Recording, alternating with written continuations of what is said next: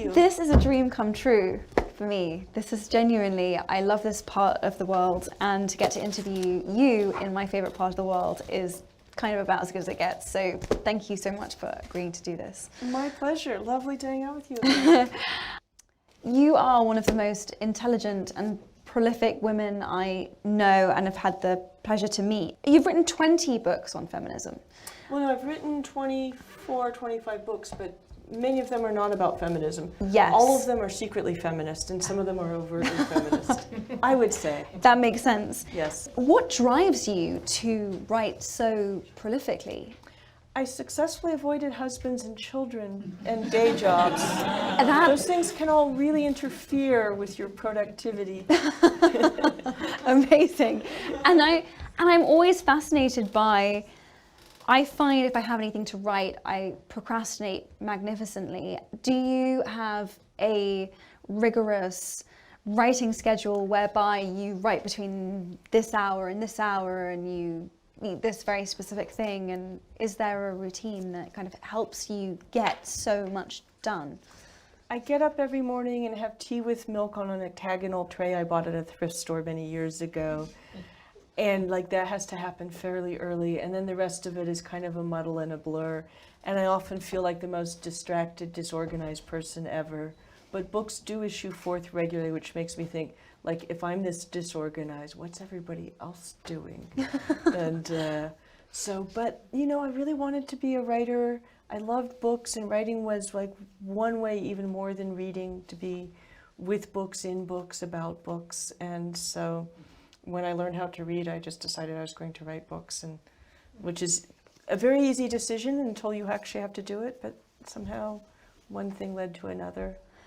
In your bio, you cite that you're a product of the California public school system from kindergarten to graduate school. How did that shape you? Why did you want to mention it in that way? It was actually very funny. I was on a panel with two men just up the road in Monterey about 10 years ago, and they both dropped their Ivy League universities. And I was like, you're older than me. We don't name drop our university out here. And then I was like, that's what an Ivy League education is for, apparently. And I was like, well, you know, can I say bad words on this? Yes, I think so. And I was like, well, fuck it. If they're going to name drop, you know, the Ivy Leagues, I'm going to name drop public education in California. Yes! You know, and that's so cool. I sometimes worry that someday we'll say, like, well, we should defund that because it produced her. But, you know, but I just realized, like, we have, you know, we got to name drop these things. That's amazing. So, yeah. I love that you did that so incredibly specifically. Was there one specific moment or a series of moments that led up to you knowing that you wanted to be a writer? I wanted to be a ballerina, and then I learned how to read, which apparently happened very rapidly in first grade. My mom says the first week. And then I thought I wanted to be a librarian because they are with books all day, and what could be lovelier than that? Until I realized that somebody wrote all those books.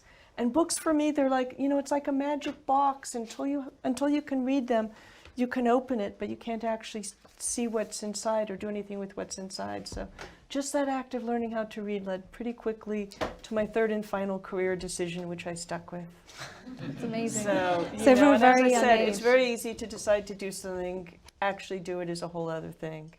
And it must have been like that with you deciding to be an actress, and then you had to act. It didn't happen fast. Yes, it certainly did. I mean, it kind of came out of nowhere, to be honest. It was actually poems and poetry that really got me, and I was also on the debating team because I was really nerdy like that. That was sort of what got me into it. But this feels like it must be a calling for you. I mean, you've truly dedicated your life to doing this, and I love that sometimes I email you and I get an out of office kind of. In order to get anything done, I cannot respond to emails, and I just love that you kind of create that. I try. Yeah, you create but quiet, the really nice safe people space listen to those things, and the less nice people continue to chase you around. Really? As you know. Yeah. But it's a really interesting thing that nobody calls you up, nobody emails you desperately, urgently urging you to do the work most central to your life and your vision and yourself. Everybody wants you to do something other than that. And some of it's noble causes, and some of it's favors for deserving friends, and some of it, and I believe in service and support of the community. But if I couldn't possibly do everything I'm asked to do, and if I did half of it, I would never write another book. So there's this I love that. interesting thing. I think if I'd been popular as a young woman, I would have had a much easier time with people wanting things from me. But, I was like hiding in libraries and reading a book a day. So, Wow. I love that. The work most central to your vision. That's such a beautiful way of putting it, which makes sense because you're a beautiful writer, so that makes sense. In Whose Story Is This? Old Conflicts, New Chapters, you talk so brilliantly about how power determines who gets to tell their story and who gets to be believed. Are there stories or people that you really wish we were hearing more of right now, beyond those that you cite in your book?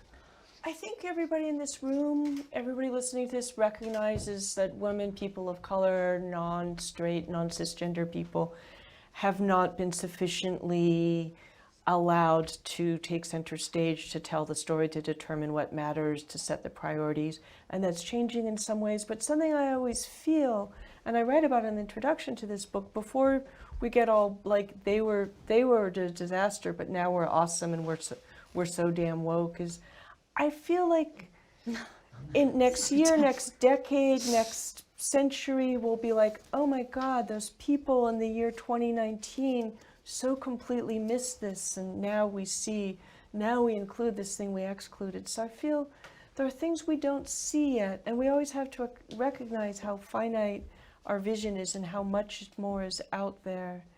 And, there are other things coming along, and we have to be grateful to the people who woke us up and who taught us to see these other things, as I've been taught so much by indigenous activists, Black Lives Matter, feminism, and, a life blessedly spent among the gay men of San Francisco, and, et cetera. And then drag queens, so, Amazing. and the dykes. Have there been moments, are there things that you've written that you look back on and that you feel, gosh, I had a blind spot here, are there things that you feel you wish that retroactively or in retrospect you could go back and add more context to? And it's interesting because there are a bunch of things, including my first book, which was about the visual artists who are part of beat culture, where I feel like I kind of surfed a specific layer of the culture, and you go deeper.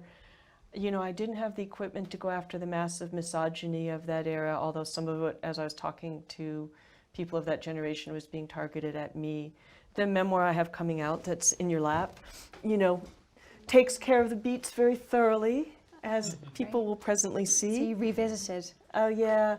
So I feel like there were things I understood better and that were clearer, and I don't feel like any of those things is a misrepresentation, but it often feels like I both have space to say things I might not have earlier, and that it's really kind of when you tell a story, you decide which layer you're going, and that I've been spending a lot of time the last decade on the feminist layers, the gender politics and things, which I was gentler about in some of those earlier books. Interesting. Of those 20 books that I are part of this anthology, is there one particular one that stands out to you as the one that you're the most proud of, or that you feel, impossible? It's like choosing children. I know. It's and it's impossible. really, they did different things. Like my book, Hope in the Dark, I wrote in the bleak era after the bombing in Iraq started, and it was written to encourage people. A word a writer friend of mine reminded me doesn't mean to, pat people on the head. It means literally to instill courage. And, and it played a role in people's own political lives that was really important to me. My book, A Field Guide to Getting Lost, is a much more introspective personal book that has also been meaningful to people, and a lot of artists have made art in response to it and stuff. So there's that. Then, I love the swath Men Explain Things has cut through the universe. And, and right now the book I'm writing after the memoir comes out, that I'm working on now, that'll be out possibly in 2021, maybe in 2022, I'm just like madly in love with. But they all have a function and they all represented something. All of them are something I really wanted to say and I really wanted people to think about. So there's a couple that I think didn't turn out great, but there's a lot, you know. I strongly disagree, but You just haven't read those ones yet. okay. I chose Whose Story Is This? Old Conflicts, New Chapters as the book for my book club, Our Shared Shelf, along with your take on Cinderella. The bit that I loved so much, well, you talk about this across your work, really. You quote George Orwell in The Prevention of Literature, where he writes, "Totalitarianism demands, in fact, the continuous alteration of the past, and in the long run probably demands a disbelief in the very existence of truth." It seems that we've crossed over into this truthless world that Orwell foretold. Do you see a way back? I don't know where we go from here, but I have to say that Orwell's sentence could have described the impeachment hearings this morning for those of you who are listening to them. There was actually a moment where one of those Republicans, and there's a great old saying like, if the facts are on your side, argue the facts. If the law's on your side, argue the law. And if the facts and the law aren't on your side, pound the table with a shoe. And this Republican said indignantly, "Are you saying the president is lying?" Which is kind of like saying, are you saying water is wet? Which it generally is. And, you know, and it was really interesting seeing how they're able to use the conventionalities where you can't say he's the biggest goddamn liar, you know, ever to. So, but it's interesting that they've basically, their defense of Trump is based on the ability to make inconvenient facts go away and to write any story they want and to really kind of divorce themselves from the, you know, Enlightenment project of kind of science and fact and evidence-based reality. I feel like it's a huge struggle. I don't prophecy much. I don't know where we go from here, but I feel as a writer who was trained as a journalist, but that, you know, as a storyteller, constantly adhering to the accuracy and precision and factuality as values is really important. And also something that all of us do in our lives. Do we share a story that we haven't verified? Do we repeat unsubstantiated stuff? Do we check stuff out? Do we know, you know, beyond the kind of soundbite who the candidates are we're supposed to vote for? And there's a quality of thoughtfulness. I don't know where we go from here.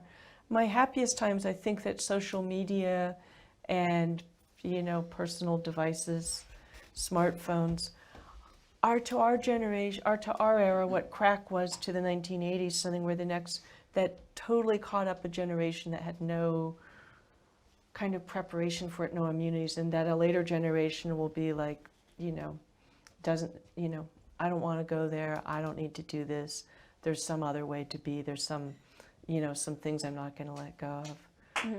But the fact that Silicon Valley, because like you look at these terrible things happening around the world, why are the rainforests burning in Brazil? Because Bolsonaro is president. Why is Bolsonaro president? Well, YouTube did a huge amount to aid his rise to power.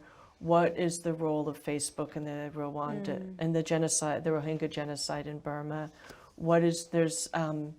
YouTube is now playing Hindu nationalist videos that are helping this anti-Muslim sentiment. You look at so much of this stuff, and it is coming from a place that you really used to be proud of being from, the San Francisco Bay Area, which is now Silicon Valley. And it's an absolute nightmare what they've created. And, you know, for example, Mark Zuckerberg's decision that Donald Trump can run bald-faced lies, which because they're political advertisements, they'll leave alone. So I don't know where we go from here. I'm very excited Elizabeth Warren wants to break up the monopolies that are Google and Facebook and Apple and Amazon and kind of like take a little something back from the oversized billionaires. But I don't know what else we do. The bigger project is cultural. Where do we get our information? How do we communicate? Who do we believe? How do we learn to sort data as data comes at us faster and harder and weirder than before?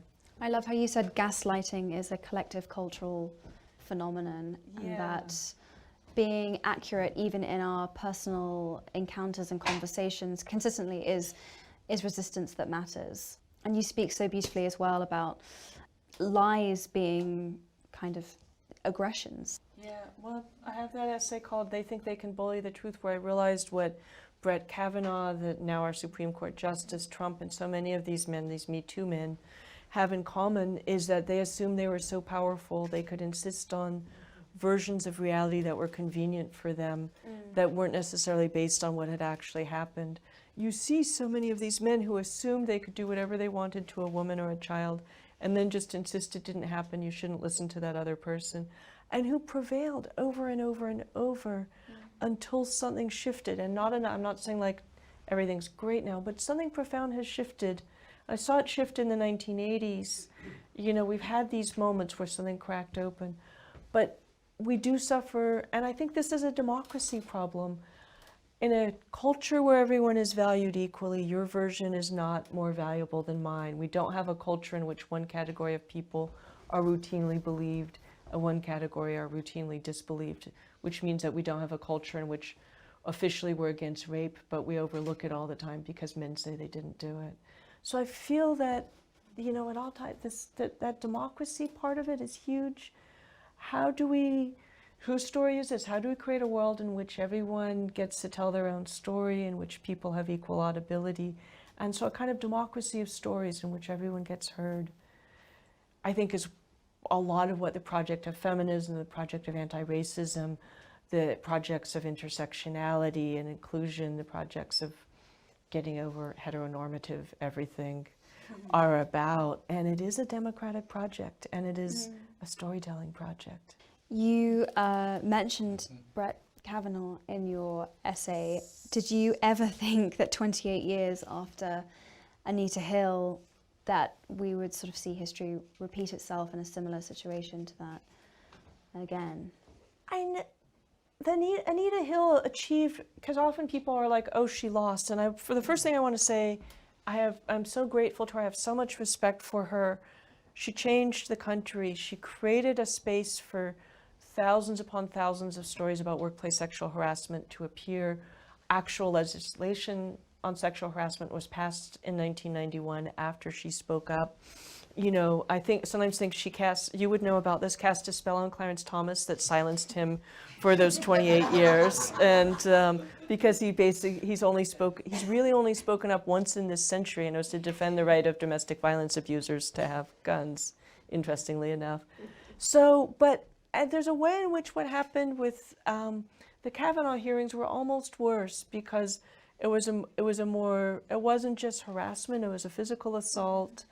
There were, you know, and you could understand in 1991 why these men didn't get it. In 2018, the only reason they didn't get it is because it wasn't convenient and they didn't want to. 1991, I remember I actually had a great weird experience arguing with handsome bikers in a Denny's on the road north on I-5 from LA, and actually I convinced them that Anita Hill was telling the truth. It was an early victory for me and stuff. But people didn't, you know, all this stuff was really new in 1991. People, you know, who had not been sexually harassed in the workplace, and I think a lot of people who had been harassed knew it happened to them. They might not even have a name for it. Feminists gave us the word sexual harassment in the 1970s. When you don't have a name for something, it's very hard to do something about it. It's like not knowing what disease you have, so you don't have a cure. And, you know, but the reality of this and how it impacts you and why was really new in 1991. It was old in 2018, so I feel like what happened was much worse. You ask a great question. How, without idealizing and entrenching anger, can we grant non-white and non-male people an equal right to feeling and expressing it? I loved that. Can you say more? Yeah, there's been a bunch of stuff suggesting that women's anger is this wonderful, magic, awesome power. And I think on the one hand, women have not been allowed to be angry. You know, and it happens to me in my life. I am a feminist, because that does not mean my experience in life has been feminist, but quite the opposite at times. Many of them, like the first 30 years for starters. But, you know, we often treat women's right to express anger as liberation. And there is a liberation being free to express things and having equal access. That's a democracy of communication. But being angry is actually an experience that makes you physically and emotionally miserable. Usually you're shutting down in some way. We used to talk about seeing red, and there is a way in which you no longer are a perceptive, receptive person. You really don't know what, often you don't know what's going on. As a chronic state, it can actually cause severe health problems and elevate, things that bring on diabetes, hypertension, heart attacks, etc. I'm not pro-anger. And so I think that there's a question, do we need more women's anger?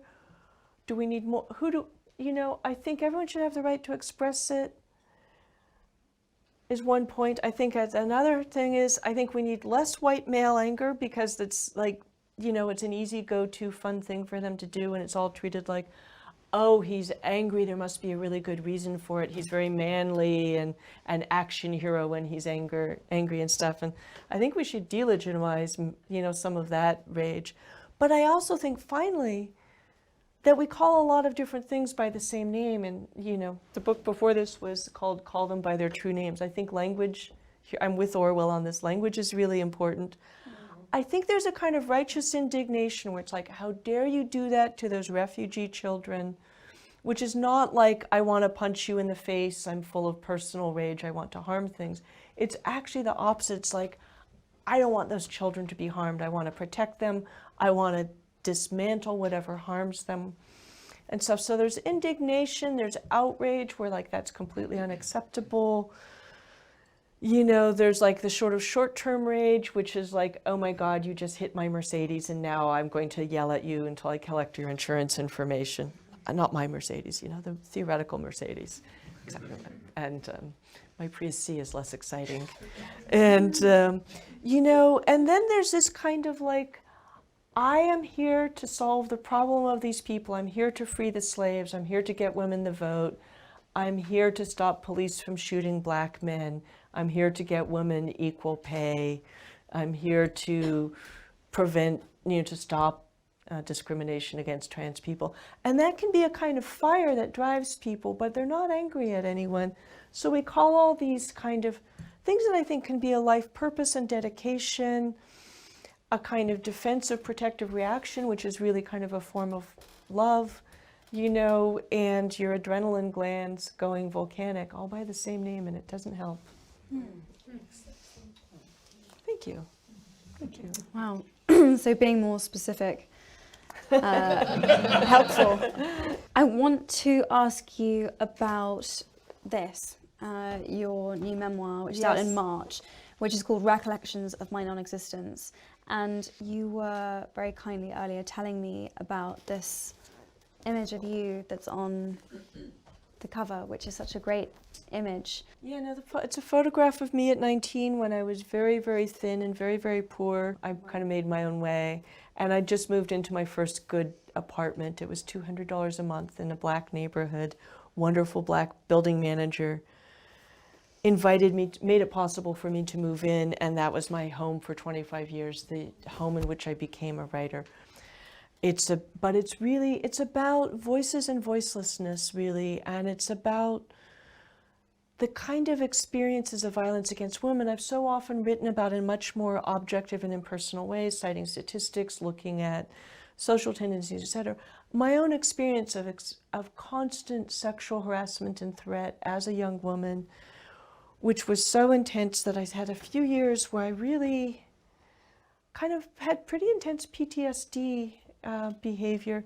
But it's also about what were those circumstances where you couldn't say no, because that deep voicelessness, you couldn't say, you can't do that to me. You couldn't say, no, I'm not interested. Everyone who's female here knows if you say no, sometimes you say no to those guys and they only get angrier. So I had these experiences of deep voicelessness where my words did nothing. First of all, they couldn't set any boundaries, couldn't create the space for me to choose what did and didn't happen to me. And then often afterwards, people couldn't hear me, didn't believe me, etc. So there's another kind of voicelessness. So it's really, and really the feminism I've been doing for the last dozen years, since I wrote Men Explain Things, you know, really for the last 35 years, I published my first feminist essay in 1985. You're looking at that and it's like, yes, and I was only a bold theory some people had that would happen several years hence. But, you know, is that I thought, but with the recent stuff, I was writing about violence against women, and I realized I was really writing about voicelessness.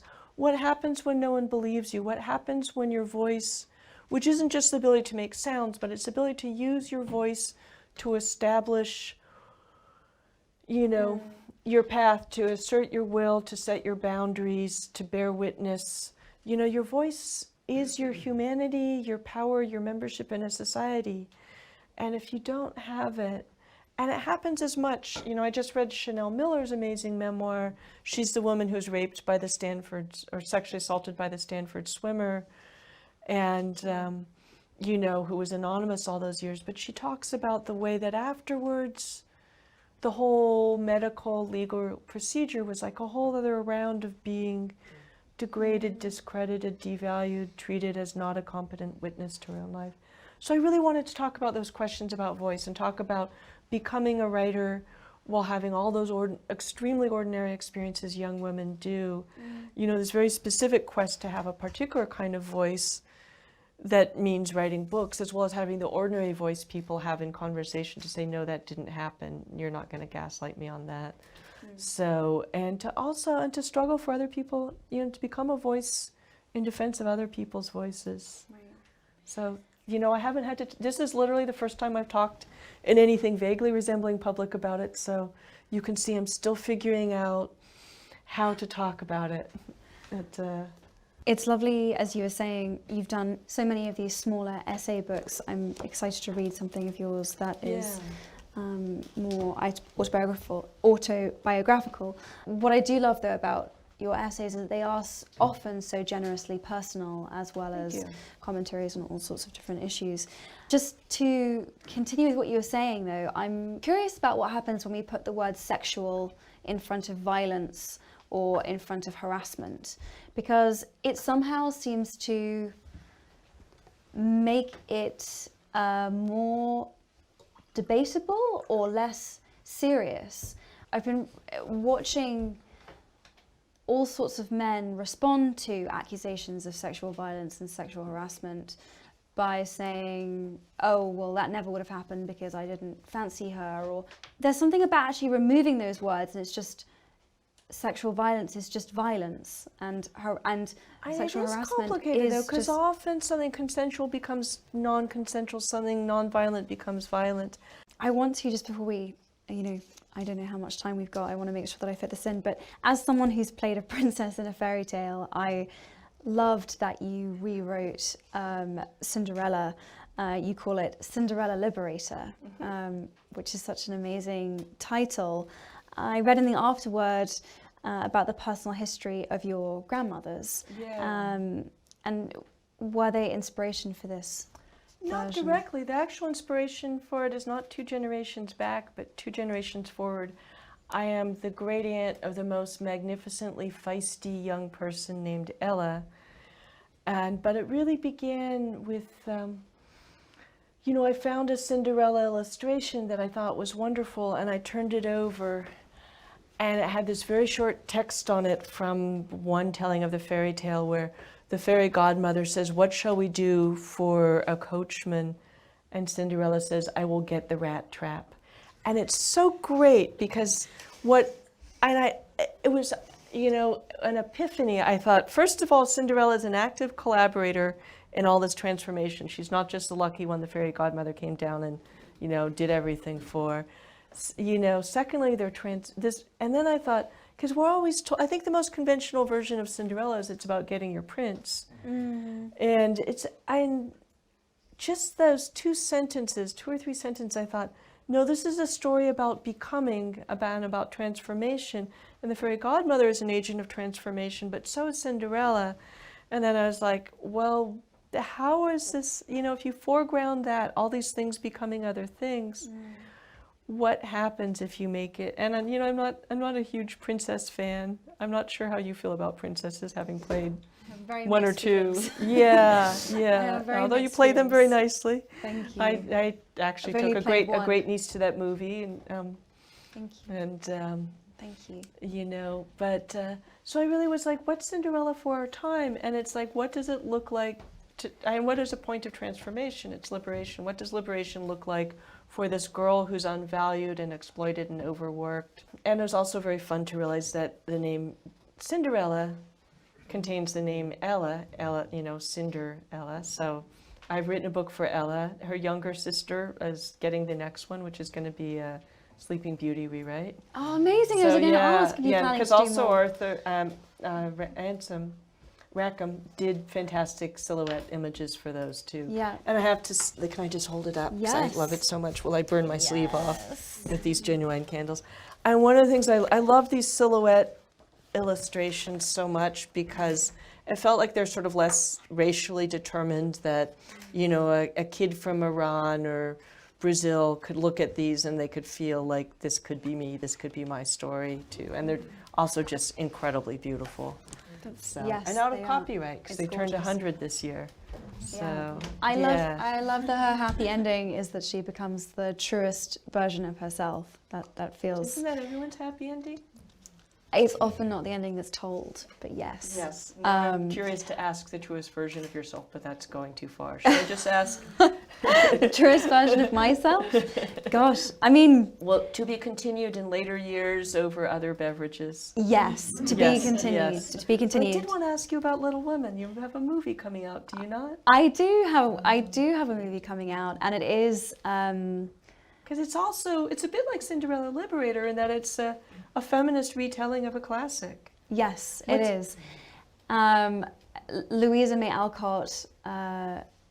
What I love about Greta's retelling of this story is that Yeah. she addresses what is often very controversial about Little Women, which is that a lot of readers, a lot of big fans of Louisa feel that she was forced by her publisher to write an ending that was not the ending for the story that she actually really wanted for it.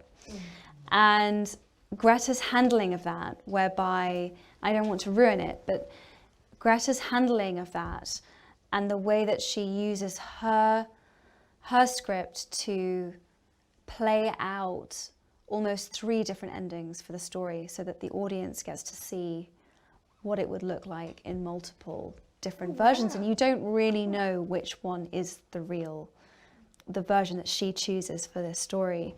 I remember finishing the script and just putting it down and going, that's genius. It's so clever what she does. Wow. And so I'm very proud to be part of a retelling of the story that I hope, if Louisa can hear us, is an honouring of maybe part of it that she maybe didn't get to say or didn't get to tell.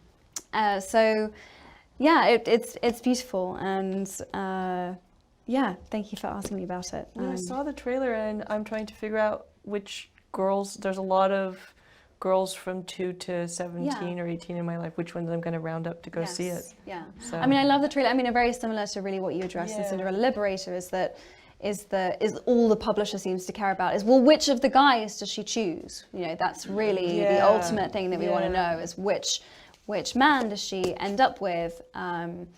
And Saoirse's response to that in the trailer is Joe is so brilliant, which is just kind of this, oh my goodness, how am I going to stomach the patience for dealing with dealing with all of this?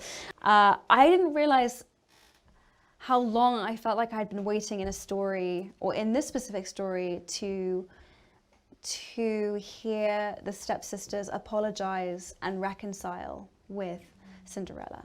It's secretly kind of a Buddhist Cinderella too. I was wondering about that. I was reading it and I was like, I smell it. I also feel felt like that the underneath it. stepsisters, I hate when the sisters are portrayed as funny looking, as though like we don't only have to like pretty people, and pretty good people are pretty and pretty people are good and everyone else can go to hell. And so we changed it. Yeah, but I also was like, and it was really interesting. It's kind of a problem. Like, how do you take this setup and it sounds a little bit like Greta's done with Little Women. How do you take this setup and take it someplace else than the usual? You know, the Cinderella gets her man, everyone else gets punished, etc. Yeah. You know, and clearly the stepmother is a Buddhist hungry ghost, and you know, but I also identified her as like the voice we all hear in our own heads, that I can't give you anything because I need more. It's mine. This is all about me. Yeah. And you know, whereas the stepsisters, you know, go off and do their glamour glitter thing. So. Yeah. There's one thing I also, just while waiting, I wanted to share that Rebecca bought for me as a gift that I was so moved by, which is that she's been working on, oh, I'm losing my mic.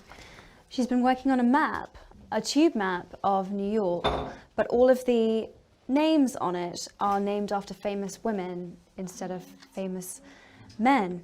And it's profound. The minute I looked at it, I immediately teared up. And you told Do you know me why?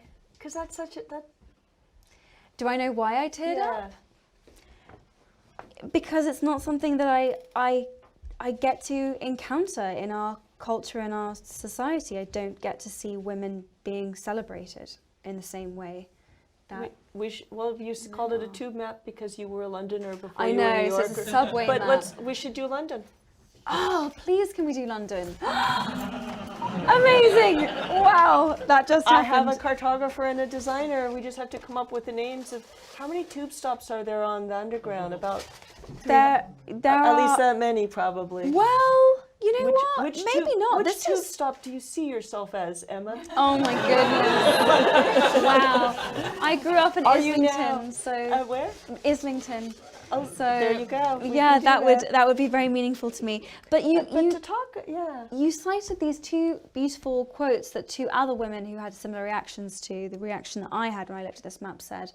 Can you please repeat them, because I was so. Yeah, the City of Women map was part of my 2016 New York City Atlas, but it's kind of a breakout map. It's like the singer that's gone solo. We're distributing it separately because it just has resonated with people, and it was so exciting for me to do. One of the things that's shocking is I have lived my whole life in a manscape. I grew up in a town named after a man, in a county named after a man, on a continent named after a man, and almost all places are named after men, whether it's mountains, rivers, buildings, bridges, cities, states. We have some exceptions. We have a couple English queens in Maryland and Virginia and a few other things, but it's really a male world. And I think that tells little boys you can grow, like, it's like the fact that most monuments in New York City, until very recently, had only 5 statues of historic women, and hundreds upon hundreds of men. And so there's nothing for girls that said, like, you can be, a general, a hero, et cetera. And it really, I think it's one of the infinite things that aggrandized men and withered away the space for women to be. But so I taught at Columbia when this map was coming out, and I did a field trip with some students around New York. I showed them the map, and I said, how would your life be different if you, and these were mostly not white people either, how would your life be different if you lived in a city named after people like you, where everything was named after people like you? And these 2 young women said the most amazing things to me. One of them said, I have slumped over all my life. I would stand up straight in a city named after people like me. And the other one just said, would a man dare sexually harass me on a street named after a great woman? And it was really, they were so smart and so right, and just the subtlety of how this changes our conduct to be in spaces that aggrandize us or not. And Harlem named a bunch of streets after black people, but they're all male. They're, the great Harriet Tubman statue at the north end of Central Park, but we still live in a manscape, and it was really changing. That was so exhilarating for me. We did a new version that's got Alexandria Ocasio-Cortez and some other people added, and I don't see why we shouldn't do a London one. I think it would be really fun. I love that. Okay. If you're ready to become a printer and distributor, we're ready to go to. For sure, I will figure it out, undoubtedly. Yes. See, this is known as the famous conversation in which I cornered Emma and made her commit to print projects. A London tube map. Or this will be the fairy tale in which I turned her into a tube stop. I feel very... I'm not a tube stop, I'm a human being. I feel very uncoerced. Very uncoerced. Thank you so much for all of your work. Thank you. I say this at the end of the letter that I write for my book club, but we all have all different sorts of mothers, and you have intellectually, politically, spiritually, in all sorts of ways, and my understanding have been a mother to me. So I'm very, very grateful to you, and thank you. I think of myself more often as an aunt, but that is the loveliest thing anybody said it. Well, Good. that sort of non-linear nurture of it. But thank you so much. Wow. Pleasure. Thank you. I would be and thank you to proud everyone who be came. another mother. Oh. I'm sure you have many. I know you have an actual one and many others. Yes, I do. I have many. Thank you. I have many, and a wonderful mother. I'm very Thank lucky. you. Very lucky. Thank you. And thank you all. Thank you for coming.